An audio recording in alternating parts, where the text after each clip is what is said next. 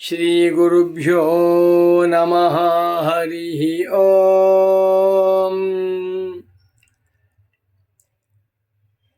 ವ್ಯಾಸಂ ವಸಿಷ್ಠನಪ್ತಾರಂ ಶಕ್ತೇಃ ಪೌತ್ರಮಕಲ್ಮಷಂ ಪರಾಶರಾತ್ಮಜಂ ವಂದೇ ಶುಕತಾತಂ ತಪೋನಿಧಿಂ.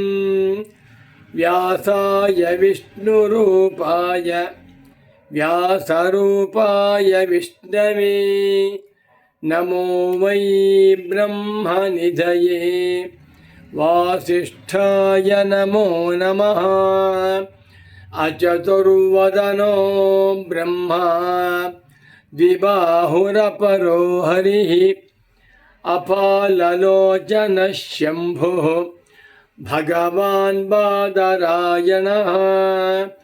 ಶಂಕರಂ ಶಂಕರಾಚಾರ್ಯಂ ಕೇಶವಂ ಬಾದರಾಯಣಂ ಸೂತ್ರಭಾಷ್ಯಕೃತೌ ವಂದೇ ಭಗವಂತೌ ಪುನಃ ಪುನಃ. ಶ್ರುತಿಸ್ಮೃತಿಪುರಾಣಾನಾಂ ಆಲಯಂ ಕರುಣಾಲಯಂ ನಮಾಮಿ ಭಗವತ್ಪಾದಂ ಶಂಕರಂ ಲೋಕಶಂಕರಂ. ಭಾರತೀ ಕರುಣಾಪಾತ್ರಂ ಭಾರತೀ ಪದಭೂಷಣಂ ಭಾರತೀ ಪದಮಾರೂಢಂ ಭಾರತೀ ತೀರ್ಥಮಾಶ್ರಯೇ. ವಿದ್ಯಾವಿನಯ ಸಂಪನ್ನಂ ವೀತರಾಗಂ ವಿವೇಕಿನಂ ವಂದೇ ವೇದಾಂತ ತತ್ವಜ್ಞಂ ವಿಧುಶೇಖರ ಭಾರತೀಂ. ವಂದೇ ತಂ ಸಚ್ಚಿದಾನಂದಂ ಯತಿವರ್ಯಂ ಮಹಾಮತಿಂ. ವೇದ ವೇದಾಂತ ಸಾರಜ್ಞಂ ಸದ್ಗುರುಂ ಪ್ರಣತೋಸ್ಮ್ಯಹಂ. ಶ್ರೀಗುರುಂ ಪ್ರಣತೋಸ್ಮ್ಯಹಂ. ಸದಾಹಂ ಸಂಪ್ರದಾಯಜ್ಞಂ ಸಂಯಮೀಂದ್ರಂ ಸದಾಶ್ರಯಂ. ಸದ್ಗುರುಂ ಸಚ್ಚಿದಾನಂದಂ ಸದಾಚಾರಂ ಸಮಾಶ್ರಯೇ. ಶ್ರೀಮಚ್ಛಂಕರ ಭಗವತ್ ಪೂಜ್ಯ ಪಾದಮಹಾಸದ್ಗುರುಭ್ಯೋ ನಮಃ. ಶ್ರೀ ಶ್ರೀ ಸಚ್ಚಿದಾನಂದೇಂದ್ರ ಸರಸ್ವತೀ ಸದ್ಗುರುಪಾದುಕಾಭ್ಯಾಂ ನಮಃ. ನಮೋ ನಮಃ ಶಂಕರ ಪಾದುಕಾಭ್ಯಾಂ. ಶಂಕರ ಭಾನು ಚಾನಲ್ ವೀಕ್ಷಕರಾದ ಶಂಕರರ ಭಕ್ತರು, ವೇದ ಪೂಜಕರು, ವೇದಾಂತಿಗಳು, ಸದ್ಗುರು ಭಕ್ತರು ಆಗಿರುವ ತಮ್ಮೆಲ್ಲರಿಗೂ ಇಂದಿನ ಕಾರ್ಯಕ್ರಮಕ್ಕೆ ಹೃತ್ಪೂರ್ವಕವಾದ ಸ್ವಾಗತಗಳನ್ನು ಕೋರುತ್ತಾ ಇದೀಗ ಕಾರ್ಯಕ್ರಮವನ್ನು ಪ್ರಾರಂಭ ಮಾಡೋಣ. ನಿನ್ನೆ ದಿವಸ ವ್ಯಾಸ ಪೂರ್ಣಿಮಾ, ಆಷಾಢ ಮಾಸ ಶುಕ್ಲಪಕ್ಷ ಪೌರ್ಣಮಾಸ್ಯ ತಿಥಿ 2024 ಇಸವಿ ಜುಲೈ 21ನೇ ತಾರೀಖಿನ ಭಾನುವಾರದಂದು ವ್ಯಾಸ ಪೂರ್ಣಿಮಾ. ನಿನ್ನೆ ದಿವಸ ವ್ಯಾಸ ಪೂರ್ಣಿಮಾ ಬಗ್ಗೆ ಉಪನ್ಯಾಸವನ್ನು ಮಾಡಿದ್ದೇನೆ. ನನ್ನ ಮನಸ್ಸಿಗೆ ಗುರುಗಳ ಸಂಕಲ್ಪವಾಯಿತು, ಒಂದು ವಾರ ವ್ಯಾಸ ಪೂರ್ಣಿಮಾ ಸಪ್ತಾಹ ಎನ್ನುವ ಹೆಸರಿನಿಂದ ಭಗವಾನ್ ವೇದವ್ಯಾಸರು ಜಗತ್ತಿಗೆ ಅನುಗ್ರಹ ಮಾಡಿರುವ ವೇದ ಸಂಪತ್ತು, ಭಾರತ, ಭಾಗವತ, ಪುರಾಣ ಗ್ರಂಥಗಳು, ಅನಂತರ ಭಗವದ್ಗೀತಾ, ಅನಂತರ ಬ್ರಹ್ಮಸೂತ್ರಗಳು, ವೇದಾಂತ ಮೀಮಾಂಸಾ ಸೂತ್ರ ಇಷ್ಟನ್ನೂ ಕುರಿತು ಒಂದು ವಾರ ಕಾಲ ಪ್ರವಚನ ಮಾಡು ಎಂದು ಗುರುಗಳ ಸಂಕಲ್ಪವಾಯಿತು. ಗುರುಗಳ ಸಂಕಲ್ಪದಂತೆ ಇಂದಿನಿಂದ ಒಂದು ವಾರ ಕಾಲ ನಾನು ವ್ಯಾಸ ಪೂರ್ಣಿಮಾ ಸಪ್ತಾಹ ಮಹೋತ್ಸವ ಎನ್ನುವ ಹೆಸರಿನಿಂದ ಒಂದೊಂದು ದಿವಸಕ್ಕೆ ಒಂದೊಂದು ವಿಚಾರವನ್ನು ತೆಗೆದುಕೊಂಡು ಭಗವಾನ್ ವೇದವ್ಯಾಸರ ಸ್ಮರಣೆಯನ್ನು ಮಾಡುತ್ತಾ ಧನ್ಯರಾಗೋಣ ಎಂದು ತಿಳಿಸುತ್ತಾ ಇಂದು ಪ್ರಪ್ರಥಮವಾಗಿ ವೇದಗಳ ಮಹಿಮೆ. ವ್ಯಾಸನಿಗೆ ಹೆಸರು ವೇದವ್ಯಾಸರು. ಹೌದಾ? ಕೃಷ್ಣದ್ವೈಪಾಯನರು ಅಂತ ಹೇಳ್ತೇವೆ, ಪರಾಶರ್ಯರು ಅಂತ ಹೇಳ್ತೇವೆ. ಆದರೆ ಭಗವಾನ್ ವೇದವ್ಯಾಸ ಎನ್ನುವ ಹೆಸರು ಜಗತ್ಪ್ರಸಿದ್ಧವಾಗಿದೆ. ಕೃಷ್ಣದ್ವೈಪಾಯನ ಮಹರ್ಷಿಗಳಿಗೆ ವೇದವ್ಯಾಸ ಎನ್ನುವಂಥ ಹೆಸರು ಬಂದದ್ದೇ ವೇದಗಳನ್ನು ವಿಭಜನೆ ಮಾಡಿದ್ದರಿಂದ. ಯಾಕೆ ಭಗವಾನ್ ವೇದವ್ಯಾಸರು ವೇದಗಳನ್ನು ವಿಭಜನೆ ಮಾಡಿದರು? ವೇದಗಳ ಮಹತ್ವವೇನು ಎನ್ನುವುದನ್ನು ಕೊಂಚ ವಿಚಾರ ಮಾಡೋಣ. ವೇದಗಳು ಭಗವಂತನ ನೇರವಾದ ವಾಣಿ. ವೇದಗಳು ಅಪ್ರಾಕೃತ ವಾಣಿ. ವೇದಗಳು ಅಪೌರುಷೇಯ ವಾಣಿ. ವೇದಗಳು ದಿವ್ಯವಾದ ವಾಣಿ. ಇಂಥ ವೇದಗಳನ್ನು ವೇದದಲ್ಲೇ ಹೇಳ್ತಾರೆ. ರಜಸ್ಸಾಮಾನಿಯಜೋಗುಂಷಿ ಸಾಹಿ ಶ್ರೀರಮೃತ ಸತಾಂ. ಸತಾಂ ಸತ್ಪುರುಷರಿಗೆ, ಸತಾಂ ಮಹಾತ್ಮರಿಗೆ, ಸತಾಂ ಸಾಧು ಸಜ್ಜನರಿಗೆ, ಸತಾಂ ಜ್ಞಾನಿಗಳಿಗೆ ಯಾವುದು ಸಂಪತ್ತು? ಚಿನ್ನ, ಬೆಳ್ಳಿ, ವಜ್ರ, ಕಾರು, ಮನೆ, ಮಠ, ಆಸ್ತಿ, LIC ಪಾಲಿಸಿ ಯಾವುದೂ ಅಲ್ಲ. ಯಾರು ಸತ್ಪುರುಷರೋ, ಯಾರು ಭಾರತಾಂಬೆಯ ಸುಪುತ್ರರೋ ಅಂಥವರಿಗೆ ಸಾಹಿಶ್ರೀಹಿ ಅಮೃತ. ಅಮೃತ ನಾಶವಿಲ್ಲದ ಸಂಪತ್ತು. ಯಾವುದು? ಋಚಃ ಸಾಮಾನಿ ಯಜುಗುಂಷಿ. ಋಗ್ವೇದ, ಯಜುರ್ವೇದ, ಸಾಮವೇದ, ಅಥರ್ವ ವೇದಗಳೆಂಬ ವೇದಗಳೇ ಸಂಪತ್ತು. ಭಾರತ ದೇಶದ ಭವ್ಯವಾದ ಸಂಪತ್ತು ವೇದಗಳು. ಭಾರತ ದೇಶದ ಅಕ್ಷಯ್ಯವಾದ ಸಂಪತ್ತು ವೇದಗಳು. ಭಾರತ ದೇಶದ ಪವಿತ್ರವಾದ ಸಂಪತ್ತು ವೇದಗಳು. ಭಾರತ ದೇಶದ ಮಹಿಮೆಯನ್ನು ಕಂಡುಕೊಳ್ಳಬೇಕಾದರೆ ನಮಗೆ ಬೇಕಾಗಿರುವಂಥ ಸಂಪತ್ತುಗಳು ವೇದಗಳು. ಇದನ್ನು ಕಂಡು ಭಗವಾನ್ ಕೃಷ್ಣದ್ವೈಪಾಯನ ಮಹರ್ಷಿಗಳು ಆ ವೇದಗಳನ್ನೆಲ್ಲ ನೋಡಿದ್ದಾರೆ. ವೇದಗಳು ಅನಂತಮಯಿ ವೇದಾ, ಅನಂತವಾಗಿವೆ. ಸಮುದ್ರದಷ್ಟು ವಿಶಾಲವಾಗಿ, ಹಿಮಾಲಯ ಪರ್ವತದಷ್ಟು ಎತ್ತರದಲ್ಲಿ ಬೆಳೆದು ನಿಂತಿತ್ತು.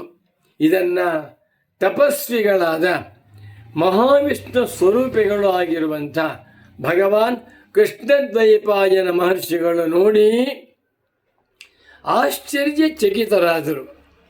ಮಹಾವಿಷ್ಣುವಿನ ಆಜ್ಞೆಯಂತೆ ಆ ವೇದ ಭಂಡಾರವನ್ನು, ವೇದ ರಾಶಿಯನ್ನು ತಮ್ಮದನ್ನಾಗಿ ಮಾಡಿಕೊಂಡು, ಅರಗಿಸಿಕೊಂಡು, ಜೀರ್ಣಿಸಿಕೊಂಡು ಭಗವಾನ್ ವೇದವ್ಯಾಸರು ಆ ವೇದಗಳನ್ನೆಲ್ಲ 4 ಭಾಗಗಳನ್ನು ವಿಂಗಡಿಸಿದ್ದಾರೆ. ವೇದಗಳ ಮಹಿಮೆ ಅಪಾರವಾದದ್ದು. ಯಾಕೆ ನಾವು ಹೇಳ್ತೇವೆ, ವೇದ ಅಂತ ಏನಪ್ಪ ಅಂದರೆ ಪ್ರತ್ಯಕ್ಷೇಣಾನುಮಿತ್ಯಾವ ಯಸ್ತೂಪಾಯೋ ನ ಬುಧ್ಯತೆ ಏನಂ ವಿದಂತಿ ವೇದೇನ ತಸ್ಮಾತ್ ವೇದಸ್ಯ ವೇದತ. ಪ್ರತ್ಯಕ್ಷ ಪ್ರಮಾಣಗಳಿಂದಲಾಗಲಿ, ಅನುಮಾನ ಪ್ರಮಾಣದಿಂದಲಾಗಲಿ, ಯುಕ್ತಿಯಿಂದಲಾಗಲಿ ಕಾಣಿಸದೇ ಇರುವಂಥ ಲೋಕಾಂತರದ ವಿಚಾರ, ಜನ್ಮಾಂತರದ ವಿಚಾರ, ಪರಬ್ರಹ್ಮದ ವಿಚಾರ, ನಿರ್ವಿಶೇಷವಾದ ನಿರ್ಗುಣವಾದ ಪರಬ್ರಹ್ಮ, ಬ್ರಹ್ಮದ ಜ್ಞಾನ, ಅದರಿಂದಾಗುವಂಥ ಮೋಕ್ಷ, ಇದ್ಯಾವುದೂ ಕೂಡ ಪ್ರತ್ಯಕ್ಷ ಅನುಮಾನ ಪ್ರಮಾಣಗಳಿಂದ ತಿಳಿಯಲ್ಪಡುವ ವಿಷಯಗಳಲ್ಲ. ಇದನ್ನು ವೇದಗಳಿಂದಲೇ ತಿಳಿಯಬೇಕು. ಏನಂ ವಿದಂತಿ ವೇದೇನ. ಇಂಥ ವಿಚಾರವನ್ನು, ಅತೀಂದ್ರಿಯ ವಿಚಾರವನ್ನು ನಾವುಗಳು ವೇದಗಳಿಂದಲೇ ತಿಳಿಯಬೇಕು. ನೋಡಿ, ಜನ್ಮಾಂತರ. ಈ ಮನುಷ್ಯನಿಗೆ ಮುಂದಿನ ಜನ್ಮದಲ್ಲಿ ಇಂಥ ಯೋನಿಯನ್ನು ಹುಟ್ಟುತ್ತಾನೆ, ಇಂಥವನು ಇಂಥ ಪುಣ್ಯ ಕರ್ಮ ಮಾಡಿದ್ದರಿಂದ ಈಗ ಬ್ರಾಹ್ಮಣೋತ್ತಮನಾಗಿದ್ದಾನೆ. ಹೀಗೆ ಹಿಂದಿನ ಜನ್ಮಗಳ, ಮುಂದಿನ ಜನ್ಮಗಳ ವಿಚಾರವನ್ನು ನಮ್ಗೆ ಯಾರು ತಿಳಿಸ್ಬೇಕು? ಯಾವ ಸೈಂಟಿಸ್ಟೂ ತಿಳಿಸಲಾರ, ಯಾವ ಬುದ್ಧಿವಂತನೂ ಹೇಳಲಾರ. ಇದನ್ನು ವೇದಗಳು ತಿಳಿಸ್ತಾ ಇವೆ. ಆದ್ದರಿಂದ ಇಂಥ ವೇದಗಳು ಅತ್ಯಂತ ಶ್ರೇಷ್ಠವಾಗಿವೆ, ಇಂಥ ವೇದಗಳು ಅತ್ಯಂತ ಪವಿತ್ರವಾಗಿವೆ. ಇಂಥ ವೇದಗಳನ್ನು ಕಂಡು ಭಗವಾನ್ ವೇದವ್ಯಾಸ ಮಹರ್ಷಿಗಳು ವಿಭಜನೆ ಮಾಡಿದ್ದಾರೆ. ಮತ್ತೊಂದು ಮಾತು ಹೇಳ್ತೇವೆ, ವೇದ ಎನ್ನುವಂಥದ್ದು ವೇದ ಪರಂ ವೇದಯತೆ, ಪರತತ್ವವನ್ನು ತಿಳಿಸುತ್ತದೆ. ಆದ್ದರಿಂದಲೇ ಅದಕ್ಕೆ ಹೆಸರಾಯಿತು ತಸ್ಮಾತ್ ವೇದಸ್ಯ ವೇದತ. ತಸ್ಮಾತ್ ವೇದಂ ಪ್ರಶಂಸಂತಿ ವೇದೋ ರಕ್ಷತಿ ರಕ್ಷಿತಃ. ವೇದವು ನಮ್ಮೆಲ್ಲರನ್ನೂ ಕಾಪಾಡುತ್ತದೆ. ಯಾಕೆ ಅಂದರೆ ವೇದನಾದ್ ವೇದ ಯತ್ಯಾಹು, ವೇದನಾಥ್ ವೇದ ಯತ್ಯಾಹು, ವೇದೋ ವೇದಯತೆ ಪರಂ. ತಸ್ಮಾತ್ ವೇದಂ ಪ್ರಶಂಸಂತಿ ವೇದಸ್ಯ ತಸ್ಮಾತ್ ಪ್ರಶಂಸಂತಿ ವೇದೋ ರಕ್ಷತಿ ರಕ್ಷಿತಃ. ನಾವುಗಳು ವೇದಗಳನ್ನು ಕಾಪಾಡಿದರೆ ಅಂಥ ವೇದಗಳು ನಮ್ಮನ್ನು ಕಾಪಾಡುತ್ತವೆ. ನಾವು ಧರ್ಮದ ಬಗ್ಗೆ ಹೇಳ್ತೀವಲ್ವೇ, ಏನಂತ? ಧರ್ಮ ಎನ್ನುವಂಥದ್ದು ಧಾರಣಾ ಧರ್ಮ ಇತ್ಯಾಹು, ಧರ್ಮೋ ಧಾರಯತೆ ಪ್ರಜಾ. ತಸ್ಮಾತ್ ಧರ್ಮಂ ಪ್ರಶಂಸಂತಿ ಧರ್ಮೋ ರಕ್ಷತಿ ರಕ್ಷಿತಃ. ಅದೇ ರೀತಿಯಲ್ಲಿ ವೇದನಾತೆ ವೇದ ಇತ್ಯಾಹು, ನಮಗೆ ವಿಚಾರವನ್ನು ತಿಳಿಸುವುದರಿಂದ ಕಣ್ಣಿಗೆ ಕಾಣಿಸದ, ಮನಸ್ಸಿಗೆ ಗೋಚರವಾಗದ, ಯುಕ್ತಿಯಿಂದಲೂ ಕೂಡ ತಿಳಿಯುವುದಕ್ಕೆ ಸಾಧ್ಯವಾಗದೇ ಇರುವಂಥ ಅತೀಂದ್ರಿಯ ತತ್ವಗಳನ್ನು, ಸೂಕ್ಷ್ಮ ತತ್ವಗಳನ್ನು ವೇದನಾಥ್ ತಿಳಿಸುತ್ತೇನೆ. ವೇದೋ ವೇದಯತೆ ಪರಂ, ಪರಂ ತತ್ವಂ, ಪರಂ ಬ್ರಹ್ಮ, ಪರಂ ಈಶ್ವರಂ, ಪರಮಾತ್ಮಾನಂ ವೇದ ವೇದಯತೆ. ಪರಬ್ರಹ್ಮದ ಸ್ವರೂಪ ಪರಮಾತ್ಮ ಅಂತಂದ್ರೇನು? ಆ ಪರಮಾತ್ಮನಿಂದಲೇ ಪ್ರಪಂಚವೆಲ್ಲವೂ ಹೇಗೆ ಹುಟ್ಟಿದೆ? ಯತೋ ವಾ ಇಮಾನಿ ಭೂತಾನಿ ಜಾಯಂತೆ ಯೇನ ಜಾತಾನಿ ಜೀವಂತಿ ಯತ್ ಪಯಂತೆ ವಿಸಂವಿಶಂತಿ ತದ್ವಿಜಿಜ್ಞಾಸಸ್ವ ತದ್ಬ್ರಹ್ಮೇತಿ. ಯಾರು ಹೇಳಬೇಕು ನಮಗೆ? ಯಾವ ಸೈಂಟಿಸ್ಟು ಹೇಳುವುದಕ್ಕೆ ಸಾಧ್ಯವಿಲ್ಲ. ಇಡೀ ಪ್ರಪಂಚ 14 ಲೋಕಗಳಿಂದ ಕೂಡಿಕೊಂಡಿರುವ, ಪಂಚಭೂತಗಳಿಂದ ವ್ಯಾಪ್ತವಾಗಿರುವ, ಹರಿಹರ ಬ್ರಹ್ಮಾದಿ ದೇವಾದಿ ದೇವತೆಗಳಿಂದ ತುಂಬಿಕೊಂಡಿರುವಂಥ ಈ ವಿಶ್ವವೂ, ಈ ಪ್ರಪಂಚವು ಪರಮಾತ್ಮನಿಂದ ಬಂದು ಪರಮಾತ್ಮನಲ್ಲಿಯೇ ಇದ್ದು ಪರಮಾತ್ಮನಲ್ಲಿಯೇ ಕರೆಯು ಹೋಗುತ್ತದೆ. ಅದೇ ಪರಬ್ರಹ್ಮ ತತ್ವ, ಅವನೇ ಈಶ್ವರ, ಅವನೇ ಪರಮಾತ್ಮ ಎನ್ನುವ ರಹಸ್ಯವನ್ನು ನಮಗೆ ತಿಳಿಸುವಂಥ ಗ್ರಂಥಗಳೇ ವೇದಗಳು. ಇದನ್ನು ಕಂಡು ಭಗವಾನ್ ವೇದವ್ಯಾಸ ಮಹರ್ಷಿಗಳಿಗೆ ಪರಮಾಶ್ಚರ್ಯವಾಯಿತು, ಪರಮಾನಂದವಾಯಿತು. ಆ ಮಹಾತ್ಮರು ಮಹಾವಿಷ್ಣುವನ್ನು ಸ್ಮರಣೆ ಮಾಡುತ್ತಾ, ಮಹಾವಿಷ್ಣುವನ್ನು ಧ್ಯಾನ ಮಾಡುತ್ತಾ ಇಂಥ ವೇದ ಸಾಗರವನ್ನು 4 ಭಾಗಗಳನ್ನಾಗಿ ವಿಂಗಡಿಸಿ ಬಿಟ್ಟಿದ್ದಾರೆ. ಭಗವಾನ್ ವೇದವ್ಯಾಸರು ವೇದಗಳನ್ನು ಅಧ್ಯಯನಕ್ಕೆ ಅನುಕೂಲವಾಗುವಂತೆ ವಿಭಜನೆ ಮಾಡದೆ ಹೋಗಿಬಿಟ್ಟಿದ್ದರೆ ಇವತ್ತು ನಾವುಗಳು ಕೂತ್ಕೊಂಡು ಭದ್ರಂ ಕರ್ಣೇಭಿಃ ಶೃಣುಯಾಮ ದೇವಾಃ ಶನ್ನೋ ಮಿತ್ರಶ್ಚಂ ವರುಣಃ ಈಶಾವಾಸ್ಯಮಿದಂ ಸರ್ವಂ ಯಶ್ಚಂದಸಾಮೃಷಭೋ ವಿಶ್ವರೂಪಃ. ಯಾವ ಮಂತ್ರಗಳನ್ನು ಕೂಡ ಅಧ್ಯಯನ ಮಾಡುವುದಕ್ಕಾಗುತ್ತಿರಲಿಲ್ಲ. ಇಂಥದ್ದನ್ನು ಕಂಡುಕೊಂಡು ವೇದಗಳನ್ನು ವಿಭಜನೆ ಮಾಡಿದ್ದಾರೆ. ವೇದ ಪುರುಷರನ್ನು ಗೌರವಿಸು ಅಂತ ಹೇಳ್ತಾರೆ ನಮ್ಮಲ್ಲಿ. ವೇದ ಪುರುಷರೇ ಸಾಕ್ಷಾತ್ ಪರಮಾತ್ಮ ಅಂತ ತಿಳ್ಕೊ. ಯಾಕೆ ಅಂತಂದರೆ ಹೇಳ್ತೇವೆ, ಯಾವತೀರ್ವೈ ದೇವತಾ ತಾಸ್ಸರ್ವಾಃ ವೇದವಿಧಿ ಬ್ರಾಹ್ಮಣೇ ವಸಂತಿ ತಸ್ಮಾದ್ ವೇದವಿದ್ಭ್ಯೋ ಬ್ರಾಹ್ಮಣೇಭ್ಯೋ ದಿವೇ ದಿವೇ ನಮಸ್ಕುರ್ಯಾತ್. ವೇದ ಮಂತ್ರವಿದು. ವೇದದಲ್ಲಿ ಬಂದಿರುವಂಥ ಮಂತ್ರ. ಯಾರು? ವೇದ ಪುರುಷರು, ವೇದಾಧ್ಯಯನ ಸಂಪನ್ನರು. ಯಾರ ನರನಾಡಿಗಳಲ್ಲಿ ವೇದ ಮಂತ್ರಗಳು ಝೇಂಕರಿಸುತ್ತಿವೆಯೋ, ಯಾವ ಮಹಾತ್ಮರ ಬಾಯಿನಿಂದ ವೇದ ಮಂತ್ರಗಳು ಬರ್ತಾವೆಯೋ ಅಂಥವರನ್ನು ನೀನು ಸರ್ವದೇವತಾ ಸ್ವರೂಪ ಅಂತ ಉಪಾಸನೆ ಮಾಡು. ಯಾವತೀರ್ವೈ ದೇವತಾ, 84 ಜೀವರಾಶಿಗಳಲ್ಲಿ 33 ಕೋಟಿ ದೇವತೆಗಳಿದ್ದಾರೆ ಅಂತ ಹೇಳ್ತೇವೆ. ದೇವತೆಗಳ ಸಂಖ್ಯೆ ಜಾಸ್ತಿ, ಇನ್ನು ಪ್ರಾಣಿಗಳ ಸಂಖ್ಯೆ ಕಮ್ಮಿ. 33 ಕೋಟಿ ದೇವತೆಗಳು ಎಲ್ಲಿದ್ದಾರಪ್ಪ ಅಂದರೆ, ಯಾವತೀರ್ವೈ ದೇವತಾ ತಾಸ್ಸರ್ವಾ ವೇದ ವಿಧಿ ಬ್ರಾಹ್ಮಣೇ ವಸಂತಿ. ಶ್ರೀರಾಮಚಂದ್ರ ವೇದ ವಿಧಿ ಬ್ರಾಹ್ಮಣೇ, ವೇದವನ್ನು ಬಲ್ಲಂಥ, ವೇದಾಧ್ಯಯನ ಮಾಡಿರುವಂಥ ಯಾವ ವೇದ ಪುರುಷನಿದ್ದಾನೆಯೋ ಅವನಲ್ಲಿ ಎಲ್ಲ ದೇವತೆಗಳು ವಾಸವಾಗಿದ್ದಾರೆ. ಇಂದ್ರ, ಚಂದ್ರ, ಕುಬೇರ, ಆದಿತ್ಯ, ಮಿತ್ರ, ವರುಣ, ಗರುಡ ಮುಂತಾಗಿರುವ ಎಲ್ಲ ದೇವತೆಗಳು ವಾಸವಾಗಿದ್ದಾರಪ್ಪ. ಆದ್ದರಿಂದ ನೀನು ಪ್ರತಿದಿನವೂ ಕೂಡ ವೇದ ವಿದ್ವಾಂಸರಾಗಿರುವ ಬ್ರಾಹ್ಮಣೇಭ್ಯ, ಬ್ರಾಹ್ಮಣರಿಗೆ ದಿವೇ ದಿವೇ ನಮಸ್ಕೃತ್ಯ, ಪ್ರತಿದಿನವೂ ನಮಸ್ಕಾರವನ್ನು ಮಾಡು ಅಂತಂದು.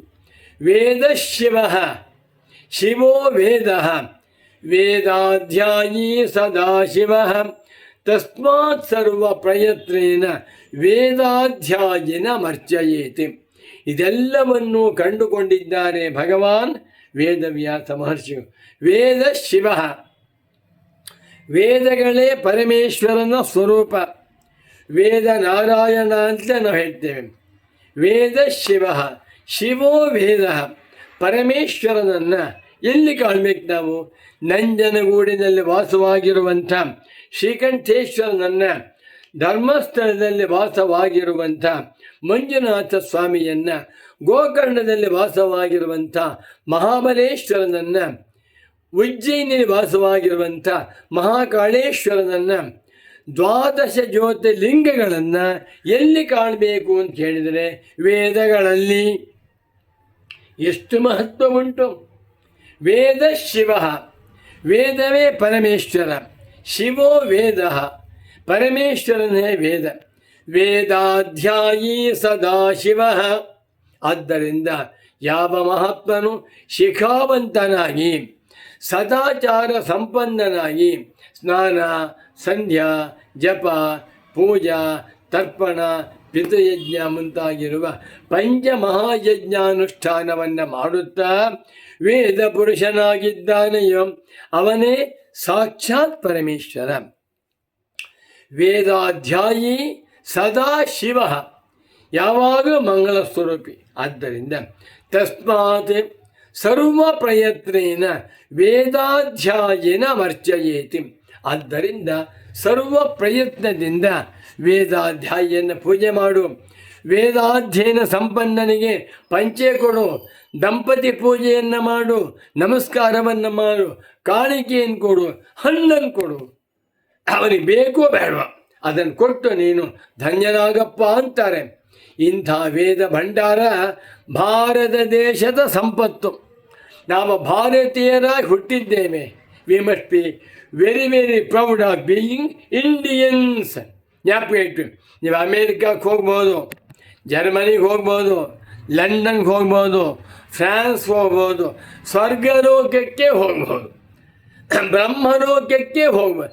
ಎಲ್ಲಿ ಹೋದರೂ ಕೂಡ ಯಾರು ನೀನು? ನಾನು ಭಾರತೀಯ, ಭಾರತಾಂಬೆಯ ಸುಪುತ್ರ. ಯಾವ ಭಾರತ ರಾಷ್ಟ್ರದಲ್ಲಿ ವೇದಗಳು ಝೇಂಕರಿಸುತ್ತವೆಯೋ, ಯಾವ ಭಾರತ ರಾಷ್ಟ್ರಕ್ಕೆ ವೇದಗಳೇ ಸಂಪತ್ತೋ ಅಂಥ ಭಾರತ ದೇಶದ ಮನುಷ್ಯ ನಾನು ಅಂತ ಹೆಮ್ಮೆಯಿಂದ ಹೇಳ್ಕೊಳ್ಬೇಕು. ನಮ್ಮ ಉಸಿರಿನಲ್ಲಿ, ರಕ್ತದ ಕಣಗಳಲ್ಲಿ ನಾನು ಭಾರತಾಂಬೆಯ ಸುಪುತ್ರ, ಭಾರತೀಯ ಎನ್ನುವುದನ್ನು ಹೆಮ್ಮೆಯಿಂದ ಹೇಳ್ಕೊಳ್ಳೋಣ. ಇಂಥ ವೇದಗಳನ್ನು ಭಗವಾನ್ ವೇದವ್ಯಾಸ ಮಹರ್ಷಿಗಳು ವಿಂಗಡಿಸಿದ್ದಾರೆ. ಎಂಥ ದೊಡ್ಡ ಕಾಣಿಕೆ ಇದು. ಭಗವಾನ್ ವೇದವ್ಯಾಸರನ್ನು ಸ್ಮರಣೆ ಮಾಡದೆ ವೇದ ಮಂತ್ರಗಳನ್ನು ಉಚ್ಚಾರಣೆ ಮಾಡುವಂತಿಲ್ಲ. ಭಾರತೀಯ ಸಂಸ್ಕೃತಿ ಎಂದ ಕೂಡಲೇ ಕಣ್ಣು ಮುಂದೆ ನಿಲ್ಲುವಂಥ ಮಹಾ ತಪಸ್ವಿಗಳು ಭಗವಾನ್ ವೇದವ್ಯಾಸರು. ಅಂಥ ಭಗವಾನ್ ವೇದವ್ಯಾಸರು ಅವತಾರ ಮಾಡಿದಂಥ ಪವಿತ್ರವಾಗಿರುವಂಥ ತಿಥಿ ಆಷಾಢ ಮಾಸ ಶುಕ್ಲಪಕ್ಷ ಪೌರ್ಣಮಾಸ್ಯ ನಿನ್ನೆ. ಇಂದು ಆಷಾಢ ಮಾಸ ಕೃಷ್ಣಪಕ್ಷ ಪ್ರತಿಪತ್ತಿಥಿ ಸೋಮವಾರ ತಾರೀಕು ಜುಲೈ 22ನೇ ತಾರೀಕು ಭಗವಾನ್ ವೇದವ್ಯಾಸ ಸ್ಮರಣೆ ಮಾಡ್ತಾ ಇದ್ದೇವೆ. ವ್ಯಾಸ ಪೂರ್ಣಿಮಾ ನಿಮಿತ್ತವಾಗಿ ಈ ಪ್ರವಚನ ಮಾಲಿಕೆಯನ್ನು ಶುರು ಮಾಡಿದ್ದೇವೆ. ಭಗವಾನ್ ವೇದವ್ಯಾಸರು ಇಂದ ಅಪೌರುಷೇಯವಾಗಿರುವ ಭಗವಂತನ ನಿಶ್ವಾಸವಾಗಿರುವ ಉಚ್ಛ್ವಾಸ ನಿಶ್ವಾಸ ಅಸ್ಯ ಮಹತೋ ಭೂತಸ್ಯ ನಿಶ್ವಸಿತಂ ಯದೇತದೃಗ್ವೇದ ಯಜುರ್ವೇದ ಅಂತ ಹೇಳ್ತಾ ಇದೆ ಉಪನಿಷತ್ತು. ಋಗ್ವೇದ, ಯಜುರ್ವೇದ, ಸಾಮವೇದ, ಅಥರ್ವವೇದಗಳೆಂಬ 4 ವೇದಗಳು ಭಗವಂತನ ನಿಶ್ವಾಸ ರೂಪದಿಂದ ಹರಿತೇವೆ. ನಿಶ್ವಾಸ ಅಂದ್ರೇನು? ಕೆಳಗಿನ ಉಸಿರು, ಯಾವ ಆಯಾಸವೂ ಇಲ್ಲದೆ ಸರಳವಾಗಿ ಬಂದಿದೆ. ಇಂಥ ವೇದರಾಶಿಯನ್ನು ಭಗವಾನ್ ವೇದವ್ಯಾಸರು ನಮ್ಮವರೆಗೂ ಅನುಗ್ರಹ ಮಾಡಿದ್ದಾರೆ. ಹೇಗೆ ಮಾಡಿದ್ದಾರೆ ಅವರು? ಋಗ್ವೇದ, ಯಜುರ್ವೇದ, ಸಾಮವೇದ, ಅಥರ್ವವೇದ ಎಂದು 4 ಭಾಗಗಳಾಗಿ ವಿಂಗಡಿಸಿದ್ದಾನೆ. ಋಗ್ವೇದವು ಮಂತ್ರ ಪ್ರಧಾನವಾಗಿದೆ. 4 ವೇದಗಳಲ್ಲಿ 4 ಭಾಗಗಳಿವೆ. ಸಂಹಿತಾ ಭಾಗ, ಬ್ರಾಹ್ಮಣ ಭಾಗ, ಆರಣ್ಯಕ ಭಾಗ ಮತ್ತು ಉಪನಿಷತ್ ಭಾಗ ಅಂತ ಇದೆ. ಸಂಹಿತಾ ಭಾಗದಲ್ಲಿ ಮಂತ್ರಗಳು ಅಗ್ನಿಮೇಳೆ ಪುರೋಹಿತಂ ಯಜ್ಞಸ್ಯ ದೇವ ಮೃತ್ಯುಜಂ ಹೋತಾರಂ ರತ್ನಧಾತಮಂ ಇಷೇತ್ವೋರ್ಜೇತ್ವ ವಾಯವಸ್ಥೋಪಾಯವಸ್ಥ ದೇವೋವಸ್ಸಮಿತಾ ಪ್ರಾತ್ಮಯತು ಶ್ರೇಷ್ಠತಮಾಜ ಕರ್ಮಣ ಆಪ್ಯಾಯಧ್ವಮಗ್ನಿಯ ದೇವ ಭಾಗಮೋಜಸ್ವತಿ. ಓದಕ್ಕೂ ಮಂತ್ರ ಇರುತ್ತೆ. ಈ ಮಂತ್ರಗಳನ್ನು ಯಜ್ಞಯಾಗ ಅನುಷ್ಠಾನಗಳಲ್ಲಿ ವಿನಿಯೋಗ ಮಾಡುತ್ತಾರೆ. ಯಜ್ಞಯಾಗ ಅನುಷ್ಠಾನಗಳನ್ನು ಮಾಡಬೇಕಾದರೆ ವೈದಿಕ ಮಂತ್ರಗಳೇ ಸಂಪತ್ತು. ವೇದ ಮಂತ್ರಗಳಿಲ್ಲದೆ ಹೋದರೆ ಯಾವ ಯಜ್ಞಾನುಷ್ಠಾನಗಳೂ ಇಲ್ಲ. ಅಗ್ನೌ ಪ್ರಾಸ್ತಾಹುತಿ ಸಮ್ಯಕೆ ಆದಿತ್ಯಮುಪತಿಷ್ಠತೆ ಆದಿತ್ಯ ಜಾಯತೆ ವೃಷ್ಟಿ ವೃಷ್ಟೇರನ್ನಂ ತತಃ ಪ್ರಜಾ ಎನ್ನುವಂತೆ ಯಜ್ಞೇಶ್ವರನಲ್ಲಿ ಮಂತ್ರಪೂರ್ವಕವಾಗಿ ಹವಿಸ್ಸನ್ನು ಆಯಾ ದೇವತೆಗಳಿಗೆ ಸಮರ್ಪಣೆ ಮಾಡಿದಾಗ ಅದು ಸೂರ್ಯನ ರಶ್ಮಿಯ ಮುಖಾಂತರ ಮೇಲಕ್ಕೆ ಹೋಗಿ ಆಯಾ ದೇವತೆಗಳಿಗೆ ತಲುಪುತ್ತದೆ. ಸಂತುಷ್ಟರಾದ ದೇವತೆಗಳು ಮಾನವರಿಗೆ ಮಳೆ ಬೆಳೆಗಳನ್ನು ಅನುಗ್ರಹ ಮಾಡ್ತಾರೆ. ಮಳೆ ಬೆಳೆಯಾದರೆ ಸಸ್ಯ ಸಂಪತ್ತಿನಿಂದ ಎಲ್ಲ ಪ್ರಜೆಗಳು ಸಂತೋಷವಾಗಿರ್ತಾರೆ.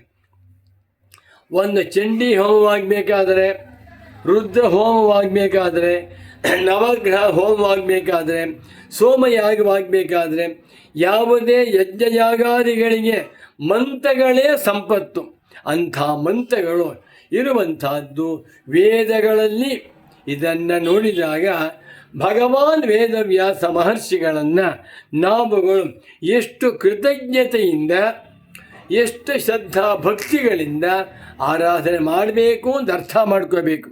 ಆದ್ದರಿಂದಲೇ ವ್ಯಾಸ ಪೂರ್ಣಿಮಾ ದಿನಕ್ಕೆ, ವ್ಯಾಸ ಪೂರ್ಣಿಮಾ ದಿವಸಕ್ಕೆ ಅಷ್ಟೊಂದು ಪ್ರಶಸ್ತಿ ಬಂದಾಗಿದೆ.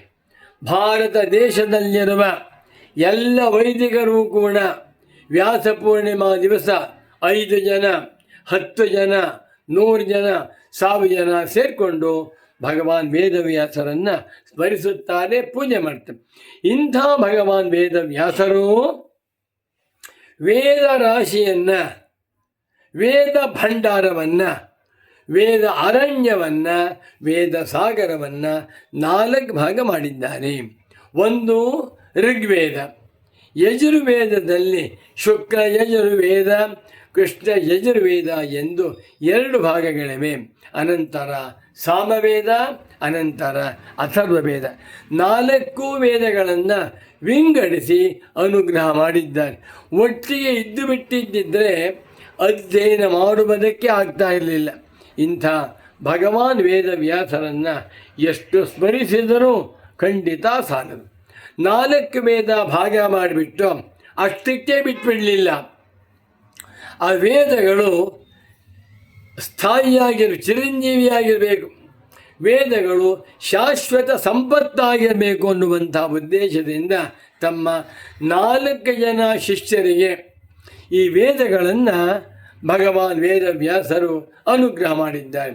ಯಜುರ್ವೇದದಲ್ಲಿ 101 ಶಾಖೆ, ಋಗ್ವೇದದಲ್ಲಿ 21 ಶಾಖೆ, ಅಥರ್ವ ವೇದದಲ್ಲಿ 9 ಶಾಖೆ, ಇನ್ನು ಸಾಮವೇದದಲ್ಲಿ 1000 ಶಾಖೆಯಂತೆ. ಸಹಸ್ರವರ್ತ್ಮ ಸಾಮವೇದ.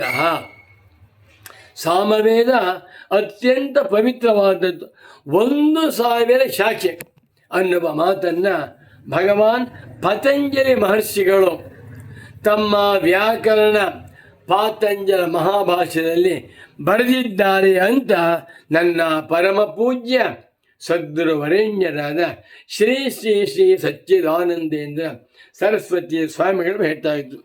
ನನ್ನ ಪರಮ ಪೂಜ್ಯ ಸದ್ಗುರು ಪುಂಗವರಾದ ಶ್ರೀ ಶ್ರೀ ಶ್ರೀ ಸಚ್ಚಿದಾನಂದೇಂದ್ರ ಸರಸ್ವತಿ ಸ್ವಾಮಿಗಳವರಿಗೆ ವೇದ ಪುರುಷರನ್ನು ಕಂಡರೆ ತುಂಬ ಪ್ರೀತಿ. ಯಾರು ಶಿಖಾವಂತರಾಗಿರ್ತಾ ಇದ್ರೋ, ಅಧ್ಯಯನ ಮಾಡ್ತಾ ಇದ್ರೋ ಅಂಥವ್ರು ಬಂದಾಗ ನಮಸ್ಕಾರ ಮಾಡಿದರೆ ಕೂತ್ಕೊಂಡು ಅಧ್ಯಯನ ಮಾಡಿದ್ದೀರಾ 2 ಮಂತ್ರ ಹೇಳಿ ಕೇಳಿಸ್ತಾ ಇದ್ರು. ವೇದಗಳೇ ಸಂಪತ್ತು. ಒಬ್ಬ ಮನುಷ್ಯ ತುಂಬ ತಪ್ಪು ಮಾಡಿಬಿಟ್ಟಿದ್ದಾನೆ, ಕಳ್ಳತನ, ಮೋಸ, ಅನ್ಯಾಯ, ವಂಚನೆ ಮಾಡಿದ್ದಾನೆ, ಅನೇಕ ಪಾಪ ಕರ್ಮಗಳನ್ನು ಮಾಡಿದ್ದಾನೆ. ಎಲ್ಲ ಪಾಪ ಕರ್ಮಗಳಿಗೆ ಪ್ರಾಯಶ್ಚಿತ್ತವೇನಪ್ಪ ಅಂದರೆ ಅವನವನ ಸಂಪತ್ತಿಗೆ ತಕ್ಕಂತೆ 50 ಜನ 100 ಜನ ವೇದ ಪುರುಷರನ್ನು ಕರೆಸಿ ಅವನ ಮುಂದೆ ಆ ವೇದ ಪುರುಷರಿಂದ 1 ಗಂಟೆ ವೇದಾಧ್ಯಯನ, ವೇದ ಮಂತ್ರ ಶ್ರವಣ ಮಾಡಿಬಿಟ್ರೆ ಎಲ್ಲ ಪಾಪಗಳು ಪರಿಹಾರ ಅಂತ ಹೇಳುತ್ತೆ ಶಾಸ್ತ್ರ. ಅಷ್ಟು ಪವಿತ್ರವಾದದ್ದು, ಪಾವನವಾದದ್ದು ವೇದಗಳು. ಭಗವಾನ್ ವೇದವ್ಯಾಸ ಮಹರ್ಷಿಗಳು ಯೋಚನೆ ಮಾಡಿದ್ದಾರೆ, ನಾನು ವೇದರಾಶಿಯನ್ನು 4 ಭಾಗವಾಗಿ ವಿಂಗಡಿಸಿದ್ದೇನೆ.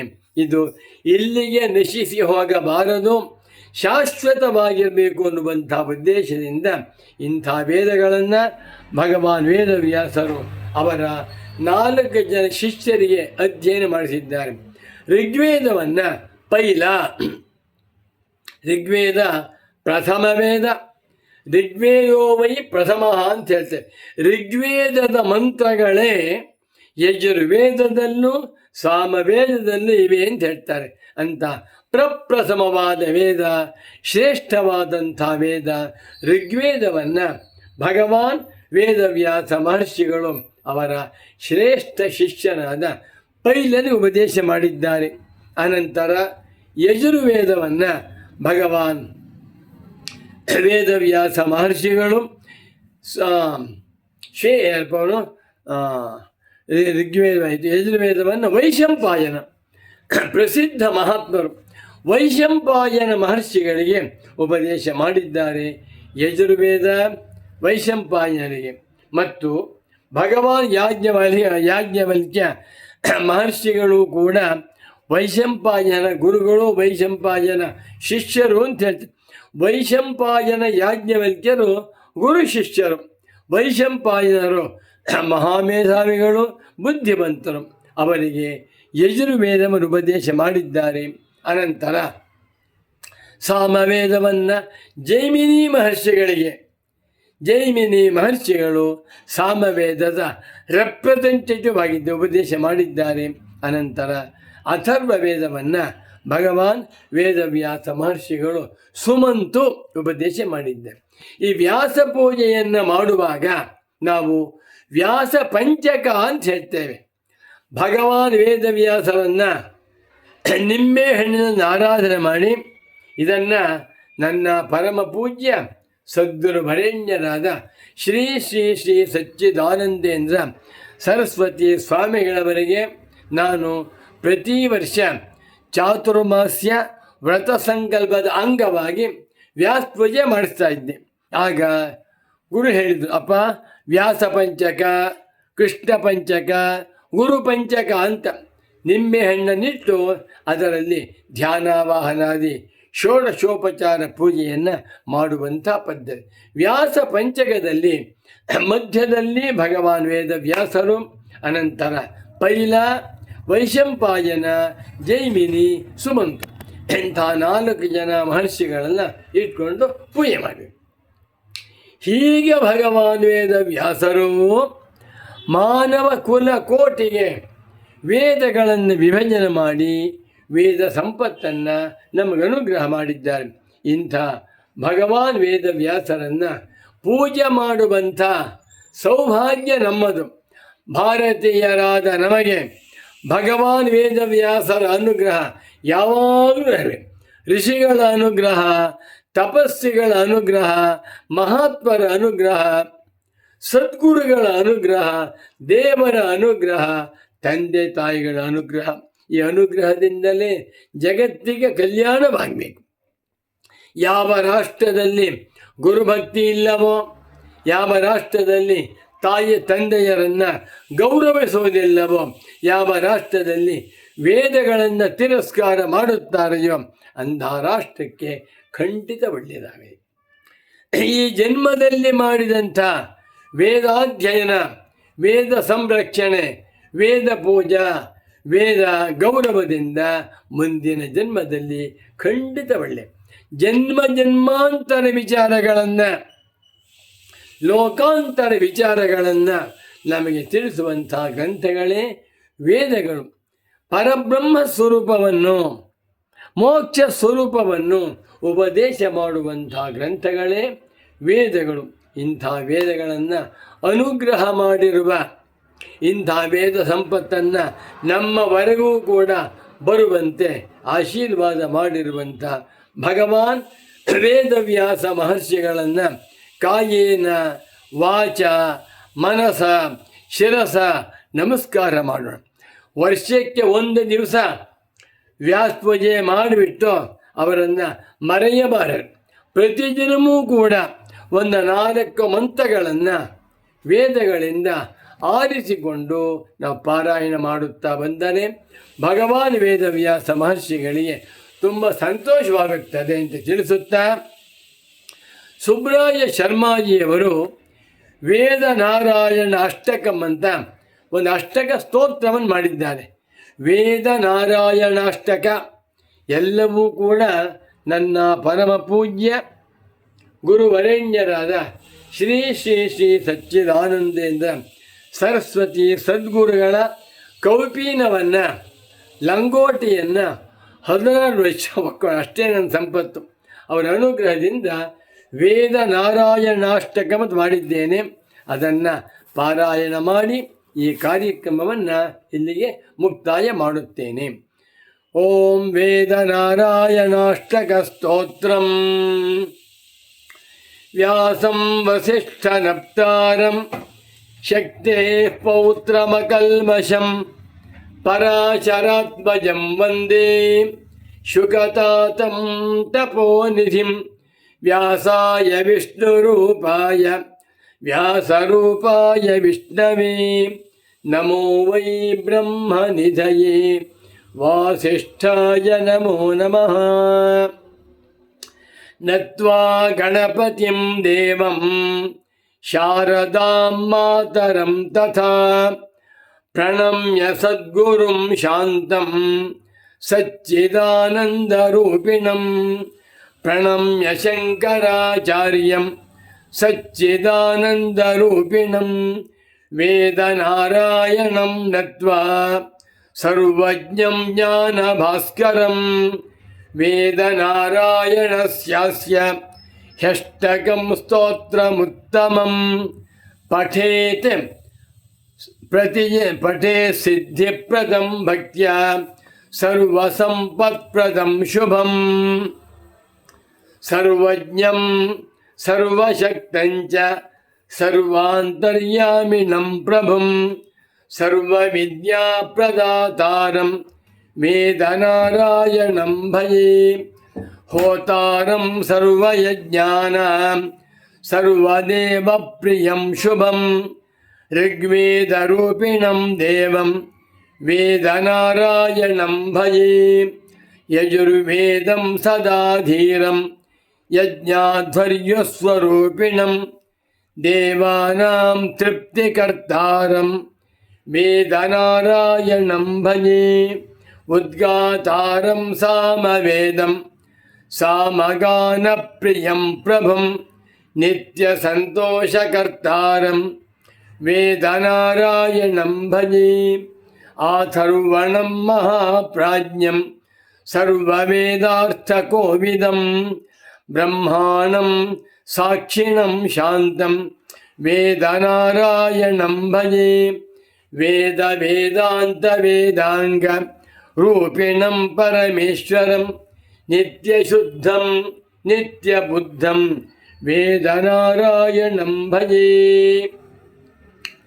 ನಿರ್ವಿಕಾರಂ ನಿರಾಧಾರಂ ನಿರ್ವಿಕಲ್ಪಂ ನಿರಂಜನಂ ಸರ್ವವೇದಾಂತ ಸಂವೇದ್ಯಂ ವೇದನಾರಾಯಣಂ ಭಜೆ ಸರ್ವಭೂತಾತ್ಮಭೂತಂ ತಂ ಮೋಕ್ಷರೂಪಂ ಪರಾತ್ಪರಂ ಸರ್ವೇಷಾಂ ಮೋಕ್ಷದಾತಾರಂ ವೇದನಾರಾಯಣಂ ಭಜೆ ವೇದನಾರಾಯಣಸ್ಯೇದಂ ಷಷ್ಟಕಂ ಸ್ತೋತ್ರಮುತ್ತಮಂ ಪಠನಾತ್ ಶ್ರವಣಾಚ್ಚಾಪಿ ಸರ್ವಾನ್ ಕಾಮಾನವಾಪ್ನುಯಾತ್ ವಿದ್ಯಾರ್ಥಿ ಲಭತೆ ವಿದ್ಯಾಂ ಧನಾರ್ಥಿ ಲಭತೆ ಧನಂ ಮೋಕ್ಷಾರ್ಥಿ ಲಭತೆ ಮುಕ್ತಿಂ ನಿತ್ಯಶಾಂತಿಂ ನ ಸಂಶಯಃ ಮಂಗಳಂ ಜ್ಞಾನರೂಪಾಯ ವೇದರೂಪಾಯ ಮಂಗಳಂ